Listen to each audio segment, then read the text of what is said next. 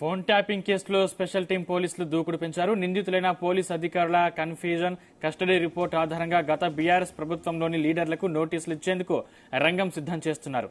ఈ మేరకు ఇప్పటికే న్యాయ సలహాలు తీసుకుంటున్నట్టు తెలిసింది. దర్యాప్తులో ఇప్పటికే సేకరించిన నిందితుల call data, WhatsApp chattings, pharma, real estate, IT కంపెనీలకు చెందిన బాధితులు అందించిన సమాచారం ఆధారంగా నేతలకు నోటీసులు ఇవ్వనున్నారు. ఇందుకు Praneeth Rao, city task force DCP Radhakishan Rao statements కీలకంగా మారినట్టు సమాచారం.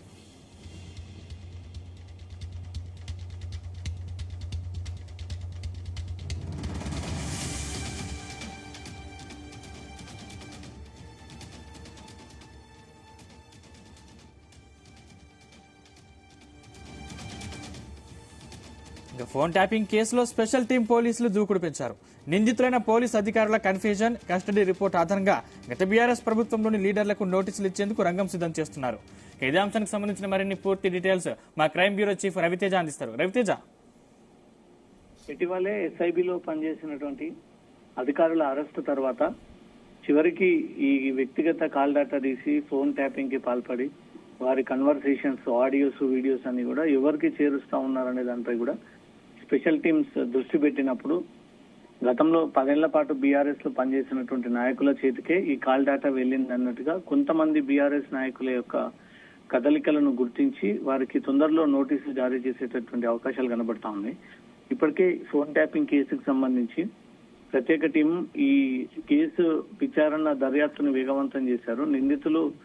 నిందితులైనటువంటి పోలీస్ అధికారులు ఇచ్చినటువంటి కన్ఫెషన్, కస్టడీ రిపోర్ట్ ఆధారంగా గత బీఆర్ఎస్ ప్రభుత్వంలో ప్రముఖ లీడర్లు నోటీసులు ఇచ్చేందుకు మాత్రం ఇప్పటికే అధికారులు రంగం సిద్ధం చేసుకున్నట్టుగా తెలుస్తోంది.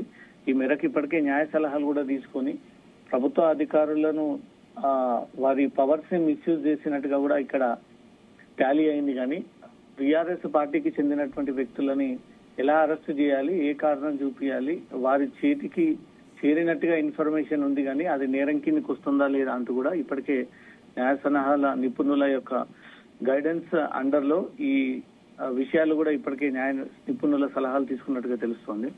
ఇప్పటికే సేకరించినటువంటి నిందితుల call data, WhatsApp chattings, pharma, real estate, IT కంపెనీలకు చెందినటువంటి బాధితులు అందించినటువంటి సమాచారం ఆధారంగా సంబంధిత లీడర్లకు నోటీసులు ఇచ్చేటువంటి ఆలోచనలో స్పెషల్ టీం ఉన్నట్టుగా తెలుస్తోంది. డీసీపీ డిఎస్పీ ప్రణీత్ రావు, గతంలో టాస్క్ ఫోర్స్ డీసీపీగా పనిచేసినటువంటి రాధాకిషన్ రావు స్టేట్మెంట్స్ ఆధారంగానే వాటినే కీలకంగా తీసుకొని ఈ రాజకీయ నాయకులకు నోటీసులు ఇచ్చేటువంటి ఆలోచనలో ఉన్నట్టుగా తెలుస్తోంది. అధికార పార్టీకి చెందినటువంటి పలువురు లీడర్స్ చెప్పిన విధంగానే ఆపరేషన్స్ చేసినట్టు పోలీసుల దర్యాప్తులో వీరిద్దరు కూడా ఇప్పటికే ఒప్పుకొని ఆ వివరాలు కూడా పోలీసు కన్ఫెషన్ లో కూడా ఇచ్చినట్టుగా సమాచారం అందుతోంది.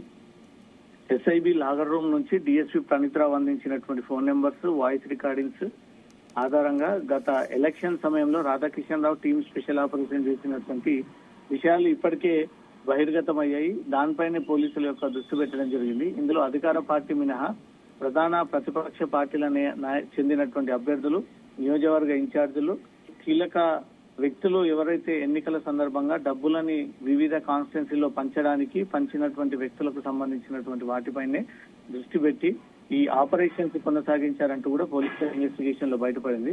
కంపెనీల అవసరాల కోసం బ్యాంకులో డిపాజిట్ చేసేందుకు తీసుకెళ్తున్నటువంటి డబ్బులని పోలీసులు రైట్ పేడ్స్ తో దాన్ని సీజ్ చేయడము, ముఖ్య నాయకుల అనుచరులు, ఆర్థిక వ్యవహారాలు చూసే సిబ్బంది ఫోన్లను ట్యాప్ చేయడము, డబ్బుతో ప్రయాణించే వారి వివరాలతో నిఘా పెట్టి స్పెషల్ ఆపరేషన్స్ లో పట్టుకొని వాటిని సీజ్ చేయడము, వాటిని విడిపియాలంటే సగం మేరకు తమకు వాటా కావాలంటూ కూడా వారిని బెదిరించి బ్లాక్ మెయిల్ చేసి వారి దగ్గర నుంచి కొంత మేరకు డబ్బులు లాగారు అనే దానిపై కూడా వీరి పేరు పైన అనేక ఆరోపణలు ఉన్నాయి. ఈ బాధితులంతా కూడా ఒక్కరొక్కరుగా ముందుకొస్తే వారందరిపై కూడా ఈ బ్లాక్ మెయిలింగ్, ఎక్స్టార్షన్ కేసులు కూడా నమోదయ్యేటువంటి అవకాశం ఉంది. పార్టీ ఫండ్, క్యాష్ ట్రాన్స్పోర్ట్ చేసేందుకు ఎస్ఐబి కార్యాలయము, టాస్క్ ఫోర్స్, ఎస్ఓటి పోలీసులను వాడుకున్నారంటూ కూడా పోలీసుల ఇన్వెస్టిగేషన్ లో బయటపడింది. ఫోన్ ట్యాపింగ్, బ్లాక్ మెయిలింగ్ తో బడా వ్యాపారవేత్తలు, ప్రముఖ కంపెనీలు, కాంట్రాక్టర్ల ద్వారా 100 కోట్ల ఎలక్టోరల్ బాండ్స్ కొనుగోలు చేయించారని స్పెషల్ టీమ్స్ ఇప్పటికే గుర్తించి దీని మేరకు ఇన్వెస్టిగేషన్ కూడా సాగిస్తా ఉన్నారు.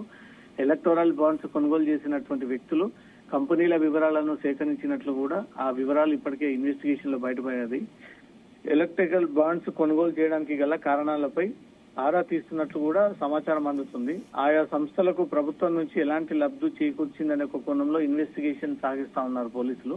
ప్రణీత్ రావు, రాధాకిషన్ రావు, భూజంగారావు స్టేట్మెంట్స్ ఆధారంగా సంబంధిత లీడర్లకు ఈ నోటీసులు అందజేసి హవాలా వ్యాపారులు, ఫార్మా వ్యాపారులు, రియల్ ఎస్టేట్ వ్యాపారులు వీళ్ళు పెద్ద మొత్తంలో పెట్టుబడులు పెట్టడానికి తీసుకొచ్చినటువంటి డబ్బు, భూములు అమ్మిన తర్వాత వచ్చినటువంటి ఆదాయాన్ని వీళ్ళు తిరిగి బ్యాంకు గానీ లేదా ఇంటికి తీసుకెళ్తుండగా వారిపైన నిఘా పెట్టి వాళ్ళ ఫోన్లని ట్యాప్ చేసి వాళ్ళు రోడ్డు మీద అడ్డుకొని డబ్బుని సీజ్ చేశారంటూ కూడా కొన్ని అలిగేషన్స్ ఉన్నాయి. వీరన్నిటి ఇన్వెస్టిగేషన్ లో ఈ వివరాలన్నీ కూడా బయటకు వచ్చాయి. బాధితులు ఎవరన్నా బయటకు వచ్చి అధికారికంగా ఫిర్యాదు చేస్తే మాత్రం ఇప్పుడు పట్టుబడ్డటువంటి పోలీసులందరిపై కూడా ఎక్స్టార్షన్ కేసులు నమోదు చేసి రాజకీయ నాయకులకు సైతం నోటీసులు అందజేసేటువంటి ఆలోచన కనబడుతోంది. సంది రవితేజ, అంటే ఎంతమంది లీడర్లకు నోటీసులు ఇచ్చే అవకాశం ఉంది? అంటే వారి వివరాలు బయటకు వచ్చాయా?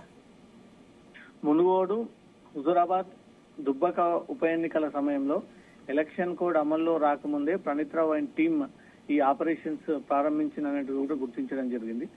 ప్రభుత్వ పెద్దలు అందించినటువంటి ఫోన్ నెంబర్స్ ను ట్యాప్ చేసి టాస్క్ ఫోర్స్ పోలీసులకు ఈ వివరాలు అందజేయడము, రాధాకిషన్ రావు టీం ప్రతిపక్ష పార్టీలకు చెందినటువంటి డబ్బు రవాణాను ఎప్పటికప్పుడు ఆ టాస్క్ ఫోర్స్ టీం ద్వారా 5 ఇన్స్పెక్టర్లని జోన్ కి చెందినటువంటి అధికారుల్ని వాడుకోను దాంతో హవాలా డబ్బుతో పాటు ఈ ఎన్నికల సందర్భంగా ఉపయోగించేటువంటి డబ్బులను కూడా రాధాకిషన్ రావే తనిఖీల పేరుతో ఆ డబ్బులని పట్టుబడి చాలా మంది హవాలా వ్యాపారులకి ఎలాంటి కేసులు నమోదు చేయకుండా వారి దగ్గర నుంచి కూడా తగినంత డబ్బులు తీసుకొని వారిని వదిలేసినట్టుగా కూడా సమాచారం అందుతుంది. దీంతో కొంతమంది రాజకీయ నాయకులే నేరుగా టాస్క్ ఫోర్స్ కార్యాలయానికి ఫోన్ చేసి ఆ డబ్బులో కొంత మేరకు కమిషన్ తీసుకొని మిగతా డబ్బులు వదిలేయాలంటూ కూడా అప్పటి పోలీసులకు ఈ హుకుం జారీ చేసినట్టుగా తెలుస్తోంది.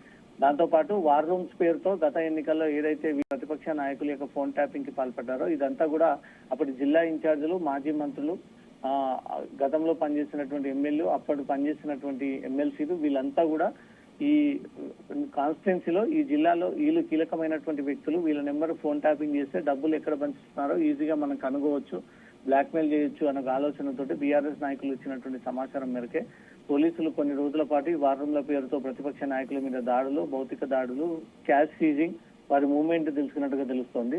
10 ఏళ్లలో బీఆర్ఎస్ పార్టీకి చెందినటువంటి అనేక మంది బడా నేతల నుంచి కూడా చిన్న స్థాయి కార్యకర్త వరకు కూడా ఈ ఫోన్ ట్యాపింగ్ పైనే ఆధారపడి ఇప్పటి వరకు ప్రభుత్వాన్ని రన్ చేశారనే దానిపై కూడా కొన్ని పెద్ద మొత్తంలో ఆరోపణలు ఏర్పడతా ఉన్నాయి. దీనిపైన తెలంగాణ డీజీపీ కూడా ఫిర్యాదులు అందజేస్తే అన్ని వైపుల నుంచి కూడా ఈ కేసు విచారణ జరిపించి ఏ స్థాయి నుంచి అయినా సరే ఎవరు దీన్ని అక్రమంగా ఉపయోగించినటువంటి వ్యక్తులందరిపైన కేసులు నమోదు చేయాలంటూ కూడా డిమాండ్ పెరుగుతూ వస్తోంది.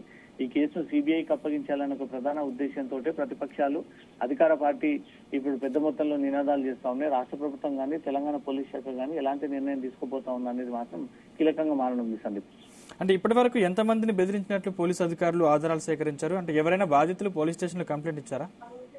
ఇన్వెస్టిగేషన్ లో ఇప్పటి వరకు బాధితులు ఎవరు కూడా ముందుకు వచ్చి మేము ఈ రకంగా మోసపోయాము, ఈ రకంగా బెదిరించారు, ఈ రకంగా డబ్బులు లాగారంటూ కూడా ఒక్కరు కూడా ధైర్యం చేసి ముందుకు రాలేనటువంటి పరిస్థితి. కానీ పోలీసుల ఇన్వెస్టిగేషన్ ప్రకారంగా ఇలా ఫోన్ డేటా ఆధారంగా వీళ్ళు ఎవరైతే ఫోన్ ట్యాపింగ్ కి పాల్పడి ఆ డేటానంతా కూడా స్టోర్ చేసి దాన్ని అంతా కూడా డిస్ట్రాయ్ చేసేటువంటి ప్రయత్నం చేశారో దాన్ని రిట్రైవ్ చేసినప్పుడు చాలా మంది ప్రతిపక్ష నాయకుల, వ్యాపారవేత్తల, హవాలా వ్యాపారవేత్తల, గోల్డ్ సరఫరా చేసేటువంటి వ్యాపారవేత్తలు, రియల్ ఎస్టేట్ వ్యాపారవేత్తలు, ఫార్మా వ్యాపారవేత్తలకు సంబంధించి ఫోన్ నెంబర్లన్నీ కూడా వ్యక్తిగతంగా వీరు ఆ వాయిస్లు కూడా విని కొంత సినీ ఇండస్ట్రీకి చెందినటువంటి హీరోయిన్స్ మొబైల్ నెంబర్స్ కూడా వీళ్ళు ట్యాపింగ్ కి పాల్పడ్డారు. వారి వ్యక్తిగత విషయాలు కూడా తెలుసుకొని కొంతమందిని ఆ డేటాని కూడా వారి కుటుంబ సభ్యులకు అందజేశారనే ఒక ఆరోపణలు వెలువడతా ఉన్నాయి. కాబట్టి రాష్ట్ర ప్రభుత్వం లోతుగా ఈ కేసుని దర్యాప్తు జరిపి ఎవరెవరు ఈ బీఆర్ఎస్ నాయకులు దీంట్లో ఇన్వాల్వ్ అయి ఉన్నారు వారందరినీ కూడా త్వరలో అరెస్ట్ చేయండి, వీళ్ళందరినీ చట్టపరంగా శిక్షించండి అంటూ మాత్రం రాష్ట్ర ప్రభుత్వం పోలీస్ శాఖ నుంచి ఆదేశాలు వస్తే మాత్రం చిన్న స్థాయి నుంచి పై స్థాయి వరకు బీఆర్ఎస్ నాయకులు కొంతమందిని మాత్రం అరెస్ట్ చేసేటువంటి అవకాశాలు ఉన్నాయి. ఇప్పటి వరకు ఎంతమంది బీఆర్ఎస్ నాయకులు దీంట్లో ఇన్వాల్వ్ అయి ఉన్నారు, ఎవరెవరికి నోటీసులు ఇవ్వాలనే దానిపై మాత్రం పోలీస్ శాఖ పూర్తి స్థాయిలో దానిపై ఇంకా క్లారిటీ రాలేదు. కొంతమంది మాత్రం ఈ డేటా చేరింది వారు చెప్పడం కారణంగానే ఈ డేటాని వీళ్ళ మానిటర్ చేయసాగారని కూడా ఇప్పటికే పోలీసు ఉన్నతాధికారులకు ఇన్ఫర్మేషన్ చేరవేశారు. రాష్ట్ర ప్రభుత్వం నుంచి క్లియరెన్స్, గ్రీన్ సిగ్నల్ వస్తే మాత్రం అనేక మంది బీఆర్ఎస్ నాయకులు దీంట్లో అరెస్ట్ అయ్యేటువంటి అవకాశాలు ఉన్నాయి. Sandeep, right, thank you Raviteja.